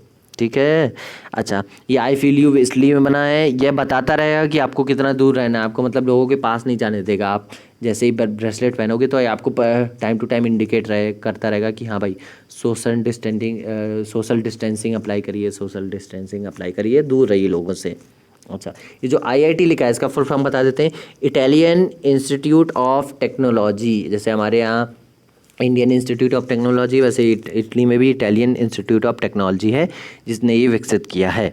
ठीक है, नेक्स्ट न्यूज़ के बारे में बात कर लेते हैं। हम लोग बात करेंगे भारतीय डाक ने प्रवासी कामगारों के लिए विशेष समर्पित डाक कार्ड जारी किया है। माइग्रेंट मजदूरों का इस समय क्या बताएं हम, चलिए हम लोग तो पढ़ रहे हैं, चलिए बात करते हैं। यह इतिहास में लोगों को ये याद दिलाएगा कि ये जो माइग्रेंट लेबर थे हमारे, वो कितनी प्रॉब्लम्स में थे। तो जैसे कोई भी चीज़ होती है बड़ी चीज़, तो इंडियन डाक होता है उसको अपने डाक टिकट पे कवर करता है। तो इसी तरह उसने एक डाक टिकट जारी किया है जिसमें माइग्रेंट लेबर की फ़ोटो बनी रहेंगी और ये दिखाएगा भविष्य में, इतिहास में ये दिखाएगा कि एक टाइम आया था कोरोना का जब माइग्रेंट लेबर को इतनी सारी प्रॉब्लम फेस करनी पड़ रही थी। चलिए हम लोग बात करेंगे नेक्स्ट न्यूज़ के बारे में। हम लोग बात करेंगे, चलिए ये नेक्स्ट न्यूज़ क्या है भाई, मध्य प्रदेश सरकार ने प्रवासी श्रमिकों के लिए चरण पादुका अभियान शुरू किया है, देख लीजिए। अच्छा, देखिए मैंने कई फ़ोटोज़ देखी ऐसी कि बहुत सारे लोग हैं जो अपनी सड़कों पर अपने पुराने चप्पल या कोई भी अपनी जो स्लीपर्स हैं वो छोड़ के आ रहे हैं एक पर्टिकुलर जगह पर, कि मतलब जो मज़दूर हैं जो नहीं जिनके पास हैं वो आएँ और वहाँ ढेर से उठाएँ और पहन के वापस आगे बढ़ जाएं। लेकिन कई जगह पे ये पॉलिटिक्स का रूप ले रही है ना, तो उसी उसमें है कि मध्य सरकार जो एमपी गवर्नमेंट है प्रवासी श्रमिकों के लिए चरण पादुका प्रोग्राम शुरू किया है, और ये लोगों को, प्रवासी लोगों को चप्पल पहनाएगी, है ना, जिनके पास चप्पल नहीं है। चलिए, ये न्यूज़ पे थी तो मैंने कवर कर ली। नेक्स्ट न्यूज़ के बारे में बात कर लेंगे। ये देखिए मोस्ट इम्पॉर्टेंट न्यूज़ है, इसे अभी मैं मैप में भी आपको समझाऊंगा, ठीक है। चलिए, नेपाल ने अपने नए भौगोलिक मानचित्र को भारतीय क्षेत्र लिपुलेख, काला पानी और लिम्पियाधुरा को शामिल किया है। क्या है ये देखिए इसका मैप है और मैं आपको समझाने वाला हूँ। चलिए, ये जो आप देख रहे हैं लिम्पियाधुरा, अभी तक ये इंडियन गवर्नमेंट के अंडर में आ रही थी, और अभी इसको सरकार, मतलब ये, और ये काली रिवर, यहीं पे काला पानी है, मैंने आपको बताया था एक बार, जो अभी हमने करंट की वीडियो में ही कवर किया था ये टॉपिक, जो लिपुलेख दर्रा था, जिसकी हमने डिफेंस मिनिस्टर ने वीडियो कॉन्फ्रेंसिंग से खोली थी, रास्ता खोला था, और ये कैलाश मानसरोवर जाने वाले रास्ते को थोड़ा सा आसान कर देगा, जो बनाया गया था, ठीक है। ये लिपुलेख दर्रा यहाँ पे बनाया गया था रास्ता, ठीक है। अच्छा, क्या हुआ था, देखिए ब्रिटिश इंडिया ने एक संधि की थी, उसका नाम क्या था, सुगौली संधि। क्या नाम था, सुगौली संधि, ट्रीटी बोल सकते हैं। सुगौली ट्रीटी कब की गई थी, 1816 में यह एक ट्रीटी की गई थी। किसने की था, ब्रिटिश इंडिया ने की थी। और भारत नेपाल के बीच, भारत अपनी जुड़ाव सीमा लिपुलेख से मानता है, यहाँ से मानता है, और नेपाल ये लिम्पियाधुरा से मानता है, यानी यहाँ से मानता है। नेपाल बोलता है कि ये हमारा क्षेत्र है, लेकिन लिम्पिया और भारत ने जब अपना नक्शा जारी किया तो लिम्पियाधुरा वाला हिस्सा अपने नक्शे में दिखा दिया, मतलब ये अपने नक्शे में दिखा दिया, क्योंकि वहाँ कई साल से इंडियन आर्मी पोस्टेड है। लेकिन नेपाल ने इसका विरोध किया था और अपने हिस्से में नए मैप में दिखाया था, तो इसके बारे बहुत सारी तनातनी चल रही है, ठीक है। ये देखिए नेपाल ने अपने जो हिस्से में दिखाया था उसके बारे में ये पेपर की कटिंग है। चलिए, नेक्स्ट न्यूज़ के बारे में बात करते हैं। भारत विश्व स्वास्थ्य संगठन के कार्यकारी बोर्ड का अध्यक्ष बना है। क्या है भाई कार्यकारी बोर्ड, इसके बारे में जान लीजिए। मैंने आपको पूरी शुरुआत में बताया था कि WHO एग्जीक्यूटिव बोर्ड के चेयरमैन बने, कौन बनेगा, डॉक्टर हर्षवर्धन। डॉक्टर हर्षवर्धन कौन है, ये हमारे ये हेल्थ मिनिस्टर हैं इंडिया के, सेंट्रल गवर्नमेंट के, सेंट्रल मिनिस्ट्री के, और ये वहाँ पे एग्जीक्यूटिव बोर्ड के चेयरमैन बनेंगे। जैसे कि मैंने आपको बताया कि इस्टेब्लिशमेंट WHO कब हुई थी, 7 अप्रैल 1948 को, और ये इसका हेडक्वार्टर जेनेवा स्विट्ज़रलैंड में है। अच्छा, क्या होगा इसका, तो 1 साल के लिए इंडिया इसका चेयरमैन बना है, जो, और इसकी जो शपथ है, एक तरह से इसका जो पदभार संभाला है वो 22 तारीख को संभाल लिया है इन्होंने, डॉक्टर हर्षवर्धन सिंह ने, ठीक है। अच्छा, क्या होता है इसमें ये होता है कि मतलब साल में 2 बार इसकी मीटिंग्स होती हैं, और जिसमें सारी चीज़ों को कवर किया जाता है, जो भी चीज़ें हो रही हैं WHO के अंतर्गत, और ये सारी चीज़ें कवर की जाती हैं। तो ये 2 साल में डॉक्टर हर्षवर्धन जो है वो इस मीटिंग का हिस्सा सिर्फ 2 बार बनेंगे, जनवरी में और एक मई में, यानी मई में और एक जनवरी में जो मीटिंग्स होगी, बाकी ये यहीं इंडिया में ही रहेंगे। और इन्होंने किसका ये जो चयन हुआ है, ये क्षेत्रीय आधार पर प्रतिनिधित्व होता है जिसका चयन हुआ है, मतलब इस बार इंडिया के पक्ष में आया है, अगली बार किसी और के पक्ष में चला जाएगा, फिर कभी घूम घाम के इंडिया के पक्ष में आएगा, तो ये एज अ रोटेशन वाइज होता है, तो उसी तरह से हुआ है, ठीक है। अच्छा, इन्होंने किसका पद लिया, इसके पहले कौन था, तो हिरोकी नाकातानी, ये नाम है भाई, नाम बड़ा अजब है, Hiroki Nakatani,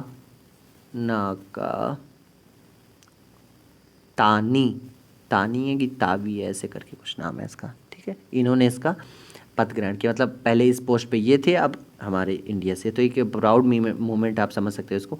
Harshvardhan set to be WHO executive board chairman on May 2020, अब ये तो हो चुका है ना। नेक्स्ट न्यूज़ के बारे में बात कर लेते हैं। केंद्रीय जांच ब्यूरो ने सर्वरस सॉफ्टवेयर खतरे से संबंधित साइबर अलर्ट किया है। जैसे हमने आपको इवन बॉट बताया था, वैसे ही ये भी एक सॉफ्टवेयर है, ठीक है।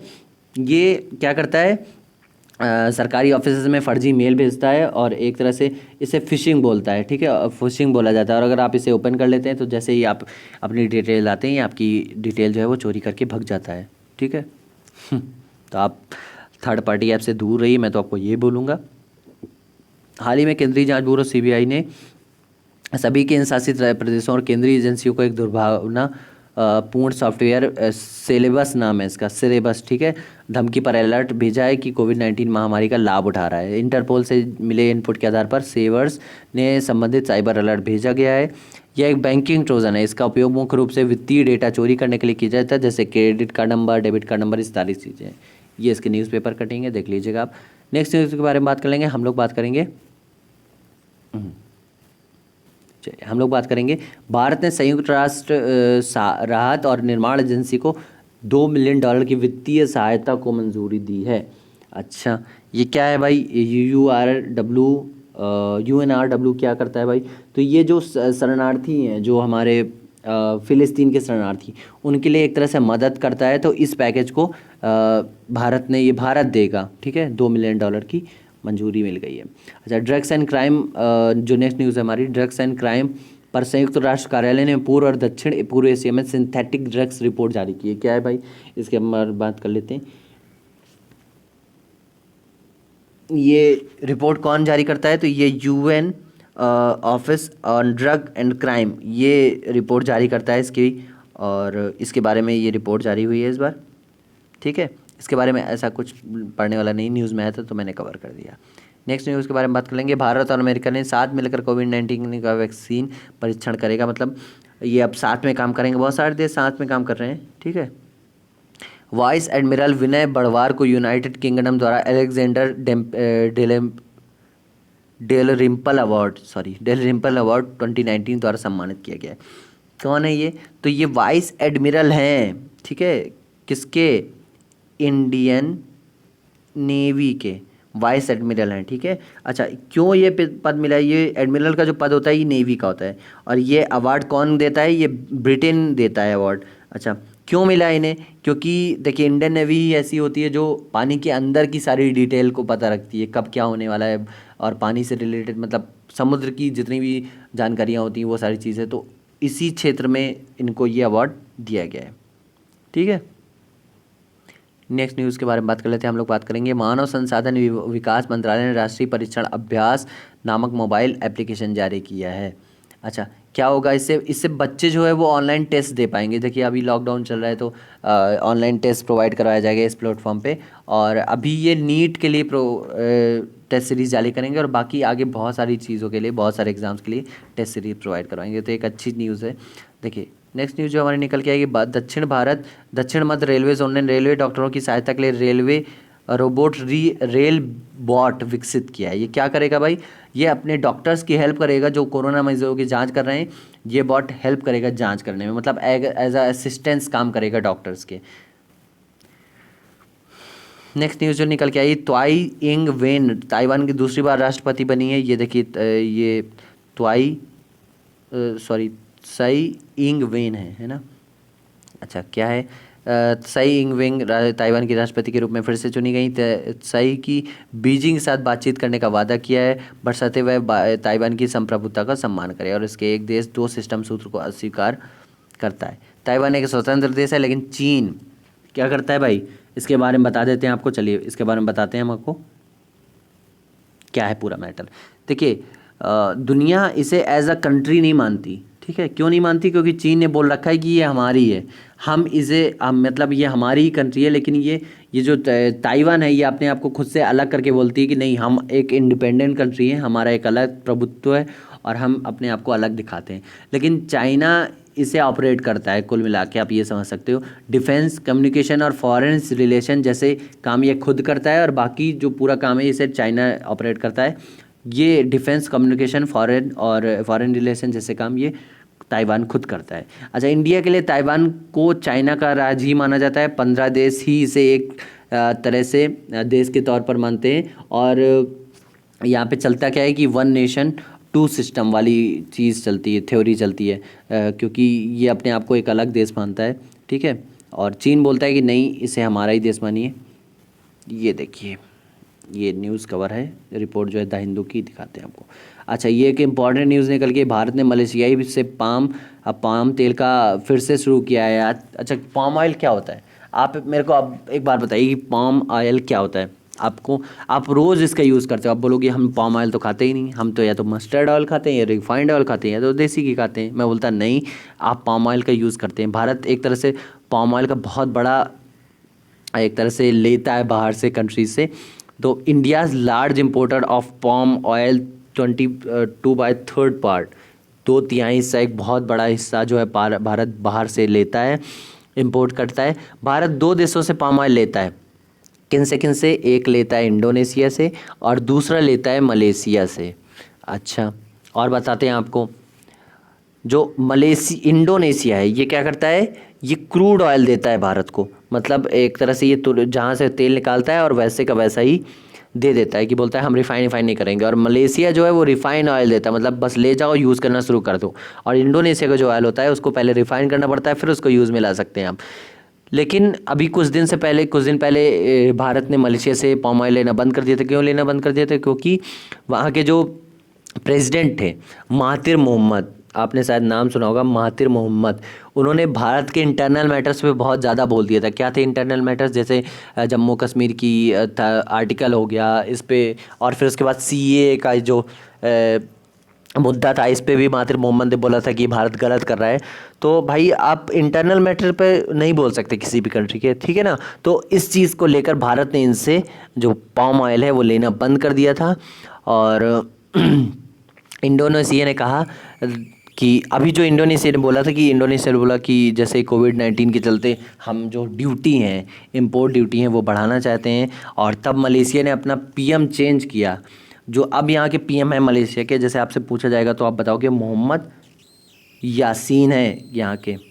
कौन है? मोहम्मद यासीन है, ठीक है, पीएम है मलेशिया के। तो ये टच में ही थे इंडिया के। और जैसे ही इंडोनेशिया ने कहा कि अब हम ड्यूटी बढ़ा रहे हैं अपनी और आपको ज़्यादा पैसा पे करना पड़ेगा, और तुरंत मलेशिया ने देखा कि सबसे ज़्यादा तो हमारा पैसा पाम ऑयल का इंडिया ही देता है, और हमारी अगर ये इंडिया बंद कर देगा लेना तो हमें बहुत सारी प्रॉब्लम फेस करनी पड़ेंगी।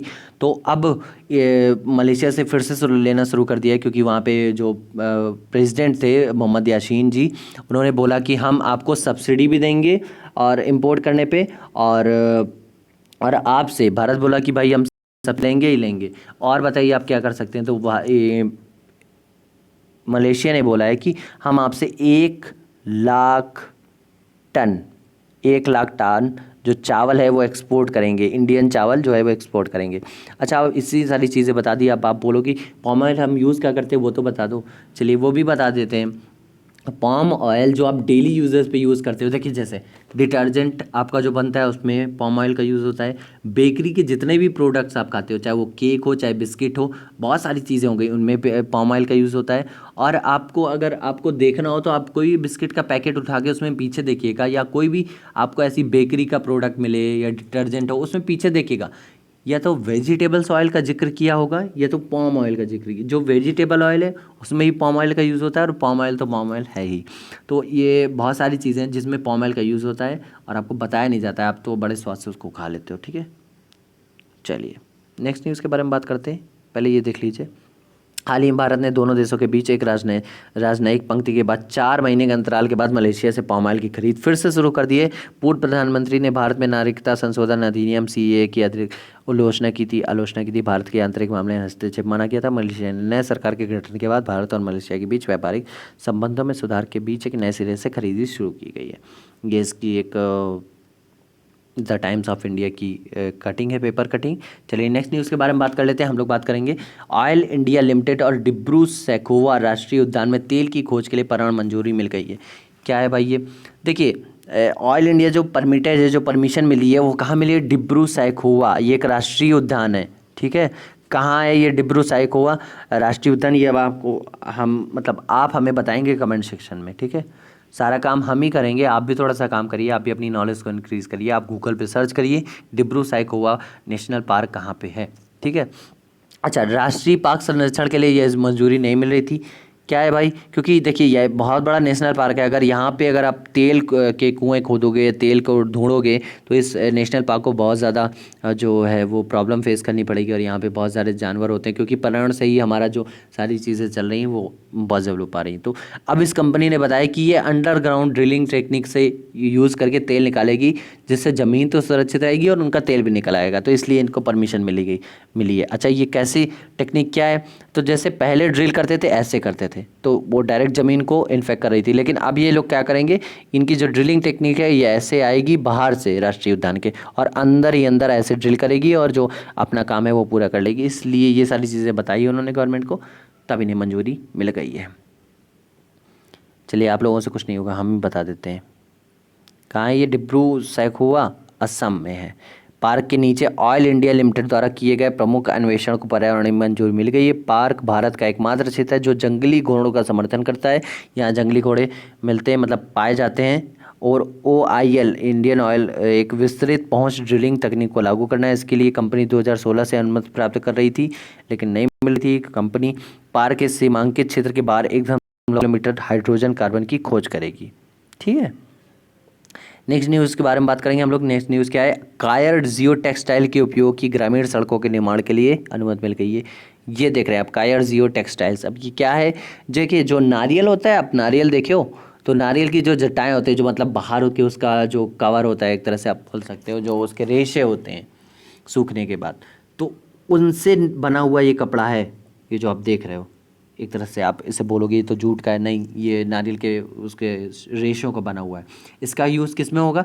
तो इसको रोड निर्माण में यूज़ किया जाएगा। आप बोलो रोड निर्माण में कैसे यूज़ किया जाएगा, अभी उसके बारे में बताएंगे। हाल ही में राष्ट्रीय ग्रामीण अवसंरचना विकास एजेंसी NRIDA ने घोषणा की कि प्रधानमंत्री ग्राम सड़क योजना के फेज़ 3 में के तहत ग्रामीण सड़कों के निर्माण के लिए कायर भू टेक्सटाइल्स का उपयोग किया जाएगा। इसे कोविड-19 महामारी के कारण कायर उद्योग को बढ़ावा मिलेगा। NRIDA ग्रामीण विकास मंत्रालय के तहत एक एजेंसी है। कायर भू टेक्सटाइल पॉलिस्टर और प्रोपाइलीन या मानव निर्मित सामग्री सहित सिंथेटिक है, जिसमें पारगम्यता की डिग्री बदलती है।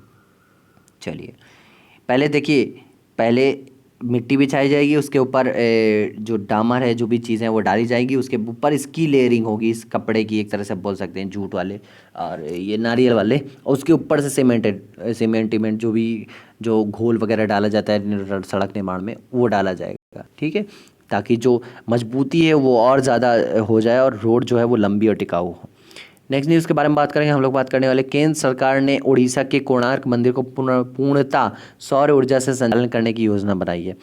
कोणार्क का सन टेम्पल, ठीक है, ये कहाँ पे है? उड़ीसा में। कहाँ पे है? उड़ीसा में, पुरी के अंदर। ठीक है, अच्छा, इसे बनवाया किसने था? पहले ये तो आप ये समझ लीजिए कि केंद्र सरकार क्या करेगी, इसे पूरी तरह से सोलर पैनल पे आधारित करेगी। मतलब यहाँ पे सोलर प्लांट्स लगाए जाएंगे और इसकी जितने भी जो खपत होती है वो सारी सोलर खपत दी जाएगी यहाँ पे। ठीक है, बनवाया किसने था इसे? तो नरसिंह देव। ये आपसे क्वेश्चन पूछ सकता है, किसने बनाया था? नरसिंह देव प्रथम ने इस टेम्पल को बनाया था। कब बनवाया था? 1238। ये चीज़ें आपसे पूछी जाएंगी एग्जाम में। 1264 AD में बनवाया था। और किस वंश के थे ये नरसिंह देव प्रथम? गंगा वंश के थे। और दूसरी चीज़ आप देख लीजिए, समझ लीजिए कि ये जो है ये वर्ल्ड हेरिटेज साइट यानी यूनेस्को में लिस्टेड है। यूनेस्को के बारे में भी हम आपको बताएंगे आगे चल के। भारत सरकार ने उड़ीसा में कोणार्क सूर्य मंदिर और कोणार्क शहर के 100% सौरकरण की योजना शुरू की। यह योजना और सौर ऊर्जा के कोणार्क शहर की सभी ऊर्जा आवश्यकताओं को पूरा करेगी। उड़ीसा के कोणार्क के ऐतिहासिक सूर्य मंदिर को सूर्य नगरी के रूप में विकसित करने के लिए प्रधानमंत्री के दृष्टिकोण को आगे बढ़ाने के लिए यह उड़ीसा अक्षय ऊर्जा विकास एजेंसी ये चीज़ें करेगी। नेक्स्ट न्यूज़ के बाद निकल के आई, नेक्स्ट न्यूज़ के बारे में बात करेंगे। WAG-12 भारतीय रेलवे का पहला 12,000 हॉर्स पावर का इलेक्ट्रिक इंजन बना है। क्या विशेषता है भाई इसकी, ये बता देते हैं। ये जो इंजन आप देख रहे हो ना, ये 6,000 टन माल लेके चल सकता है, उठाने में ये सक्षम है। इसकी स्पीड, दूसरी विशेषता है इसकी स्पीड 120 किलोमीटर पर आवर इसकी स्पीड जो होगी। ठीक है, अच्छा, ये कहाँ बना है? तो MELPL यानी Madhepura electric locomotive private limited ने इसको बनाया है। और ये कहाँ से कहाँ तक चलेगा? मुगल सराय जंक्शन से शिवपुर तक चलेगा। अभी मुगल सराय जंक्शन का नाम चेंज कर दिया गया है, तो आप कमेंट सेक्शन में मेरे को बताइएगा मुगल सराय जंक्शन का अभी पे प्रॉपर नाम क्या है। नेक्स्ट न्यूज़ के बारे में बात कर लेते हैं हम लोग। बात करने वाले हैं, हरियाणा सरकार ने हेल्थ केयर वर्कर्स के लिए H1N1 टीके का टीकाकरण अभियान शुरू किया है। H1N1 क्या है भाई, जल्दी से बताइए, ये एग्जाम में पूछा जाएगा। H1N1 क्या है? तो ये स्वाइन फ्लू का वैक्सीनेशन है, टीकाकरण है, जो कि हरियाणा सरकार अपने वर्कर पर यूज़ करवाएगी। जैसे कोरोना वायरस चल रहा है तो इसके चलते वो ये सारी चीज़ें प्रोवाइड करवा रही है वर्कर्स को, ताकि उन्हें कोई दूसरी चीज़ ना पकड़ पाए, है ना, जैसे स्वाइन फ्लू ही ना वो कर ले। नेक्स्ट न्यूज़ के बारे में बात करने हम लोग बात करने वाले नाबार्ड के चेयरमैन। ये एक तरह से वो बैंक है जो ग्रामीणों की मदद करता है। गोविंदा राजुलू चिंताला, है ना, ये नाम है इनका। ये नाबार्ड के चेयरमैन बने। ये आपसे पूछा जा सकता है कि नाबार्ड के न्यू चेयरमैन कौन है, तो आप बताओगे गोविंदा राजूला चिंताला इसके चेयरमैन हैं। नेक्स्ट न्यूज़ के बारे में बात करने वाले हैं हम लोग। बात करेंगे बचत खाता ग्राहकों लिए video KYC know your customer सुविधा शुरू करने के लिए कोटक महिंद्रा बैंक पहला बैंक बना है। अगर मतलब इस बैंक में अगर आपको अकाउंट खोलना है तो आपको जो केवाईसी करनी पड़ेगी वो आपको वीडियो कॉल में ही प्रोवाइड करवा रहा है। ये पहला बैंक बना है, अच्छी बात है। हाल ही में बेंगलुरु में ध्वनि बूम यानी सोनिक बूम सुनाई देने से लोग घबराए हैं। इसके बारे में बात करेंगे। पहले ये पढ़ लीजिए। बेंगलुरु में सुनाई देने वाली लाउड साउंड की एक सुपरसोनिक प्रोफाइल से युक्त IAF यानी इंडियन एयरफोर्स परीक्षण उड़ान से निकली हुई थी। ऐसी उच्च गति वाली उड़ानों के कारण होने वाली ध्वनि प्रभाव को ध्वनि उछाल के रूप में जाना जाता है। संभवतः सोनिक बूम सुना गया था, जबकि विमान सुपरसोनिक से सबसोनिक गति 36,000 से 40,000 फीट की ऊंचाई के बीच घट रहा था। क्या ये चीज़ें जो बताते हैं हम। ये कहाँ पे यूज़ की गई थी? बेंगलोर पे। जैसे कोई भी चीज़ होती है जो साउंड की स्पीड से कम और ज़्यादा होने पर डॉपलर प्रभाव से इसकी आवाज़ को कम या ज़्यादा कर देता है, ठीक है। इसी के कारण ये सोनिक बूम उत्पन्न हुआ था। अच्छा, जो हमारे पास सुपरसोनिक एयरक्राफ्ट हैं वो दो प्रकार के हैं। कौन कौन से हैं जो इंडियन एयरफोर्स के पास हैं? ये एक है सुखोई, दूसरा है मिराज 2000 और सुखोई 30 MKI। अच्छा, सुखोई की स्पीड क्या है? मैक 2.35 और मिराज की क्या है स्पीड? मैक 2.3। ये है। ये हमारे पास दो सुपरसोनिक एयरक्राफ्ट हैं और ये ध्वनि की गति से तेज चलने वाले सुपरसोनिक एयरक्राफ्ट हैं। अच्छा, ये जो मैक नंबर मैंने बताया, अगर Mach number speed of object और स्पीड ऑफ सेकेंड के बीच का अंतर जो है ये मैक नंबर देता है, ठीक है। आप होपफुली आप समझ पा रहे होंगे, ये चीज़ें आपके लिए नहीं होंगी। अच्छा, जो सबसोनिक और क्या होता है ये, तो अगर मैक नंबर जो हमारा 1 से कम है या अगर तो ये क्या बोलते हैं इसको? सबसोनिक बोलते हैं। और अगर मैक नंबर 1 से ज़्यादा हो तो ये सुपरसोनिक बोलते हैं। और अगर मैक नंबर 5 से ज़्यादा हो तो हाइपरसोनिक बोलते हैं। और मैक नंबर 1 के बराबर हो तो ट्रांससोनिक बोलते हैं। यदि कोई भी व्हीकल अपनी स्पीड ट्रांससोनिक यानी मैक नंबर 1 के बराबर वाली स्पीड से सबसोनिक यानी मैक नंबर 1 से कम वाली स्पीड या सुपरसोनिक मैक नंबर 1 से ज़्यादा वाली स्पीड करता है तो आवाज़ का एक बहुत बड़ा तेज बाउंडर सुनाई देता है। यही सुपरसोनिक बूम कहलाता है। उम्मीद है आपको एग्जाम्पल ये एग्जाम्पल जो है वो समझ में आया होगा। अच्छा, क्या है डॉपलर नियम? क्या है? एक तरह से आप समझ लीजिए, जैसे आप प्लेटफॉर्म पे बैठे होते हैं तो अगर आप आँख बंद करके भी बैठे हो तो आपको ट्रेन के आने और ट्रेन के जाने की जो आवाज़ वो एकदम समझ में आती है कि कब ट्रेन आई और कब ट्रेन गई। यही जो एक आपके जो माइंड में एक बूम क्रिएट होता है, आपको ये जो इंडिकेट दिलवाता है, यही तरह का सोनिक बूम कहलाता है, ठीक है। तो जैसे सपोज़ करिए आप ये यहाँ पे कोई विमान उड़ रहा है 120, एक सपोज़ मैं बता रहा हूँ कि 120 किलोमीटर पर आवर की स्पीड से, ठीक है।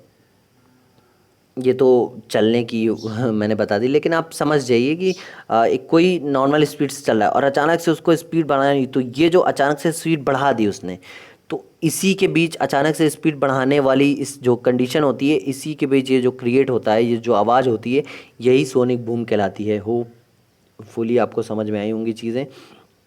अगर आपको चीज़ें समझ में आई तो अच्छी बात है। देखिए, नेक्स्ट न्यूज़ जो हमारी निकल के आई है उससे पहले मैं आपको बता दूं, अगर आपको ये वीडियो ज़रा सी भी हेल्पफुल लगी हो तो आप वीडियो को लाइक करिए और वीडियो को शेयर करिए अपने फैमिली एंड फ्रेंड्स के साथ। चलिए नेक्स्ट न्यूज़ को कवर करते हैं। भारतीय अंतरिक्ष एजेंसी इसरो को चांद के मिट्टी का पैटर्न मिला है। मिट्टी का पैटर्न मिला है मतलब अब इस मिट्टी ये इसरो ने चांद पे जो मिट्टी होती है वो मिट्टी बना ली है। अगर इस मिट्टी को कोई दूसरा बनाने की कोशिश करेगा तो क्योंकि हमारे जो इसरो है उसके पास पेटेंट है तो उसको इसका कमीशन देना पड़ेगा। अभी हम पूरी न्यूज़ के बारे में बात करते हैं। देखिए अभी जब हमारे यहाँ मिशन चंद्रयान भेजा गया था तो उसमें कौन कौन सी चीज़ें भेजी गई थी? एक तो भेजा गया था प्रज्ञान प्रज्ञान, एक रोवर, एक लैंडर, नहीं सॉरी, लैंडर, रोवर और ऑर्बिटर, ये चीज़ें भेजी गई थी। ठीक है। अच्छा, तो ये जब गया था तो ये ज़मीन पे उतरा और वहाँ से कुछ जो सैंपल थे मिट्टी के वो लेने वाला था, लेकिन ये फेल हो गया। और अभी भी इसका ऑर्बिटर जो है वो चंद्रमा के आगे मतलब जो राउंड कर रहा है उसके ऊपर में घूम रहा है।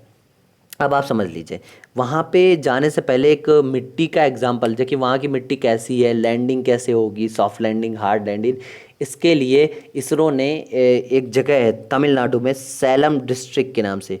कहाँ है? तमिलनाडु में सैलम डिस्ट्रिक्ट। वहाँ सैलम डिस्ट्रिक्ट के अंदर सितामपुड़ी एंथ्रोसाइट कॉम्प्लेक्स की एक मिट्टी है, वहाँ के सैंपल को लेके इसने इस पे सर्च की थी काफ़ी, और फिर उसी सैंपल पे कई बार लैंड करवा के यहीं पे जब वो अच्छी तरह से लैंड हो गया था तब उसको भेजा था ऊपर, लेकिन अनफॉर्चुनेटली उसकी लैंडिंग जो है वो सॉफ्ट तरीके से नहीं हो पाई और वो फेल हो गया। ठीक है। तो अभी उसी तरह की मिट्टी को कई सैंपल्स में कई तरह की रिसर्च की गई, जितने भी लोग जो चंद्रमा पे गए थे और उनकी जो रिसर्चेस थी उनको एक तरह से मर्ज करके एक मिट्टी बनाई गई है। ठीक है। जो हाल ही वहाँ से मिलती जुलती है, क्योंकि ऑर्बिटर घूम रहा है तो वही कई तरह से फ़ोटो भेज रहा है, फ़ोटो से भी कई तरह की ऑब्जर्वेशन होती हैं, तो उन ऑब्जर्वेशन के अकॉर्डिंग एक मिट्टी बनाई गई है जो कि हूबहू चांद की मिट्टी से मेल खाती है। तो इसको पेटेंट में मिल गया है इसरो को। अच्छा, फ़ायदा क्या होगा पेटेंट मिलने का? कोई भी अन्य देश जो चांद पर जाने से पहले वो मिट्टी इसरो से लेगा, और अगर कोई भी देश इसका मिट्टी को बनाता है तो इसको ये इसरो को कमीशन देना पड़ेगा, ये एक तरह से आप बोल सकते हो कर देना पड़ेगा। ठीक है। तो होप है आपको ये चीज़ समझ में आई होगी। भारतीय अंतरिक्ष अनुसंधान संगठन ने हाईलैंड लून मिट्टी सिमुलेंट के निर्माण, ये मिट्टी का नाम है, को अपने तरीके से एक पेटेंट प्राप्त हुआ है। सिमुलेट तमिलनाडु में सेलम से लगभग 67 किलोमीटर दूर सितामपुड़ी एक सेकेंड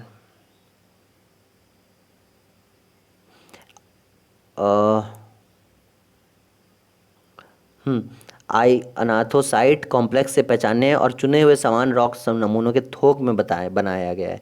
प्रक्रिया में सभी पहलुओं जैसे खनिज विज्ञान, थोक विज्ञान, थोक रसायन विज्ञान, अनाज के आकार के वितरण और भू यांत्रिक गुणों को संतुष्ट किया गया है। अच्छा जी, नेक्स्ट न्यूज़ के बारे में बात करेंगे। हम लोग बात करने वाले एक प्राउड मूवमेंट के बारे में इंडिया के। देखिए हाल ही में पीपीई प्रोडक्शन को लेके India one of the largest country बना है, ये सेकंड नंबर पे आया है। और सबसे ज़्यादा तो चीन प्रोवाइड करवा रहा, मतलब प्रोडक्शन कर रहा है पीपीई किट का। मतलब आप ऐसे ही समझ लो कि लाठी भी हमारी और भैंस भी हमारी।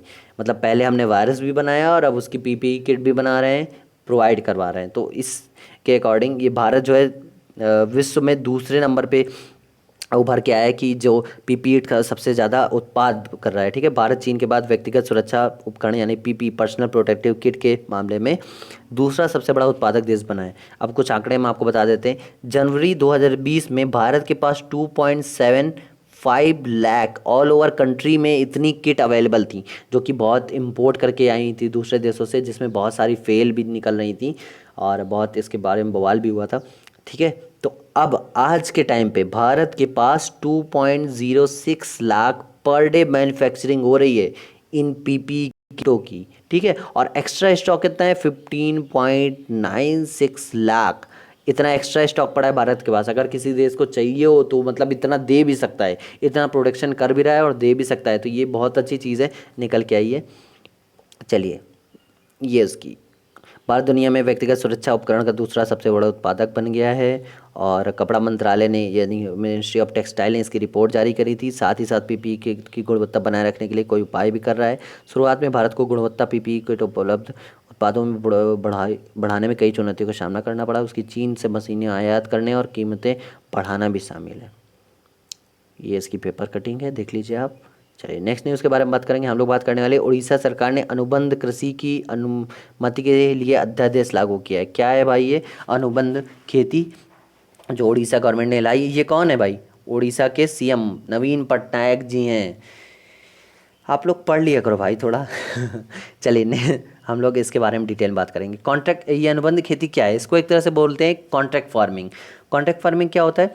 देखिए सरकार ने कॉन्ट्रैक्ट फार्मिंग एक तरह से आप बोल लीजिए, बहुत सारे लोगों को पता होगा जो गाँव में रहते हैं जिनके पास खेती होगी, कि अगर उनकी खेती को वो लोग किसी दूसरे को दे देते कि भाई हाँ आप इस पे काम करो और आप हमें जो जो भी फसल होगी उसमें से आधा दे देना या पैसे दे देना, इस तरह से बहुत सारी चीज़ें होती हैं। ठीक है, तो अभी वही चीज़ उड़ीसा गवर्नमेंट कर रही है कॉन्ट्रैक्ट फार्मिंग के तौर पे। क्या होगा, सरकार ने किसानों के लिए अनुबंध खेती के रास्ते खोल दिए हैं, जिसमें अन्य कंपनी कॉन्ट्रैक्ट बेस पर किसानों से खेतों में फसलों के उत्पादन में मदद करेंगी और अब फसलों को खरीदेंगी भी। सबसे बढ़िया की पॉइंट ये देखिए कि पहले जो कंपनीज हैं वो हेल्प करेंगी जो किसान हैं हमारे, उनकी क्रॉप जो ग्रो करने में, उत्पादन करने में फसलों के, कि हाँ भाई हम आपको सोलर पैनल जो है फैसिलिटीज़ वो प्रोवाइड करवा देते हैं ताकि आप मशीनों को अच्छे से चला पाओ, और कुआं खुदवा देते हैं। ऐसी बहुत सारी चीज़ें जो है, अच्छी गुणवत्ता के बीज दे देते हैं और फसल को अच्छे से हार्वेस्ट करने की जो टेक्निक्स हैं वो आपको बताते हैं। ऐसी बहुत सारी हेल्प करेंगी और फिर जो भी फसल उगेगी वो कॉन्ट्रैक्ट पे साइन भी होगा उससे बतौर, और वो जो होगी वो फसल वो कंपनीज खरीदेंगी भी, तो किसान को हर जगह से प्रॉफिट हो रहा है। तो ये अच्छी चीज़ें निकल के आई है। नेक्स्ट न्यूज़ के बारे में बात करेंगे हम लोग। भारतीय कंपनी एयरटेल ने अफ्रीकी छात्रों में ई शिक्षा प्रोत्साहन के लिए यूनिसेफ से हाथ मिलाया है। मतलब यूनिसेफ और ये दोनों मिल के और एजुकेशन प्रोवाइड करवाएंगी अफ्रीकी स्टूडेंट्स को। ठीक है, और जिसमें पैसा नहीं देना होगा, ऑनलाइन एजुकेशन मिलेगी फ्री ऑफ कॉस्ट। ठीक है, अच्छा यूनिसेफ के प्रेसिडेंट कौन है, यहीं पे एक इम्पॉर्टेंट इन्फॉर्मेशन जान लीजिए। यूनिसेफ के प्रेसिडेंट, ये आपसे पूछ सकते हैं एग्जाम में, राबेल मतलब राबल फातिमा, रबल फातिमा इसकी प्रेसिडेंट है। अच्छा, सेक्रेटरी कौन है, हाई क्यून जुन, ये हाई क्यून जुन ये इसके सेक्रेटरी हैं। चलिए नेक्स्ट न्यूज़ के बारे में बात करेंगे हम लोग। बात करने वाले छत्तीसगढ़ राज्य ने राजीव गांधी किसान न्याय योजना की शुरू की है। क्या होगा इसमें? अच्छा, ये कब लॉन्च की गई? 21 मई 2020 को। 21 मई 2020 को ही क्यों लॉन्च की गई है? क्योंकि 1991 में 21 मई 2020 मतलब सॉरी 1991 में 21 मई के दिन ही इनकी जो मृत्यु है वो दुखद मृत्यु हुई थी राजीव गांधी जी की। इनको मार दिया गया था। ठीक है, अच्छा ये अब स्कीम के बारे में बात करने वाले। ये स्कीम कैसी है? तो इसमें 5700 करोड़ जो ये अमाउंट है इसको 4 किस्तों में रिलीज़ किया जाएगा, 4 किस्तों में।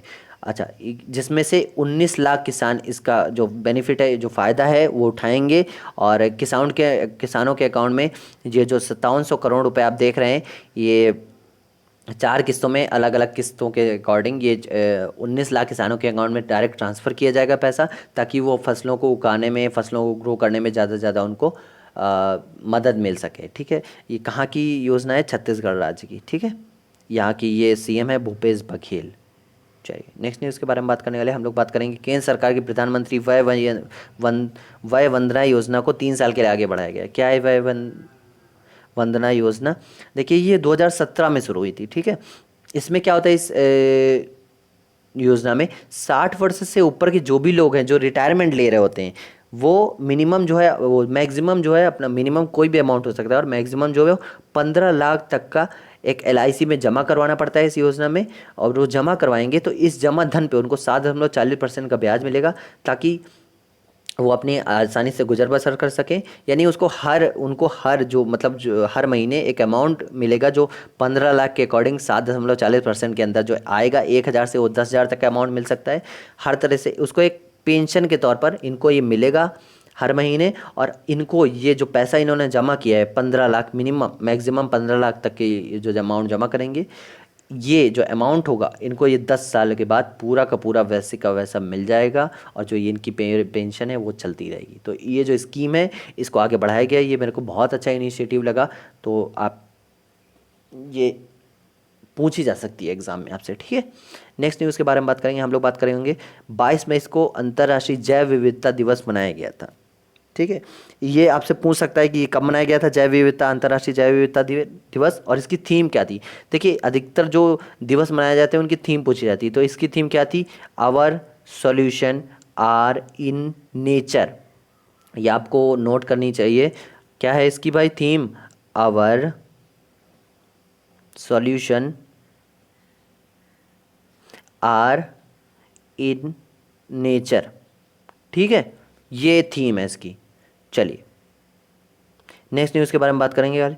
हम लोग बात करने वाले हैं, देखिए हम हर बार में आपके लिए एक स्पेशल जो है वो राज्य की डिटेल बताते हैं। आज बताएंगे हरियाणा की। कैपिटल क्या है? चंडीगढ़। गवर्नर कौन है? सत्यदेव नारायण आर्य। Chief minister Manohar Lal Khattar. लोकसभा 10 और राज्यसभा सीटें 5। Legislative assembly 90। नेशनल पार्क खेलसारा और सुल्तानपुर।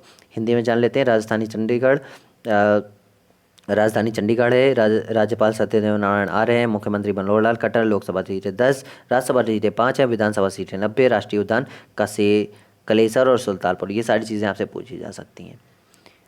अब जान लेते हैं इंपॉर्टेंट डेज़ को, जो इस एक वीक में इंपॉर्टेंट डेज़ हुए हैं। 18 मई को इंटरनेशनल म्यूजियम डे यानी अंतर्राष्ट्रीय संग्रहालय दिवस। 21 मई को नेशनल एंटी टेररिज्म डे यानी राष्ट्रीय आतंकवाद विरोधी दिवस। और 22 मई को international day for biological diversity यानी जैव विविधता के लिए अंतर्राष्ट्रीय दिवस मनाया गया है। तो आज की जो ये क्लास है ये यहीं पे ख़त्म करते हैं हम। अगर आपको ये क्लास ज़रा सी भी हेल्पफुल लगी हो तो आप इस वीडियो को लाइक करिए, शेयर करिए अपने फैमिली एंड फ्रेंड्स के साथ, और चैनल को सब्सक्राइब कर दीजिए। हमारा जो 20 लाख करोड़ इकॉनमी पैकेज का पार्ट 3 है वो कल हम अपने चैनल पर रिलीज़ कर देंगे। तब तक के लिए थैंक यू सो मच।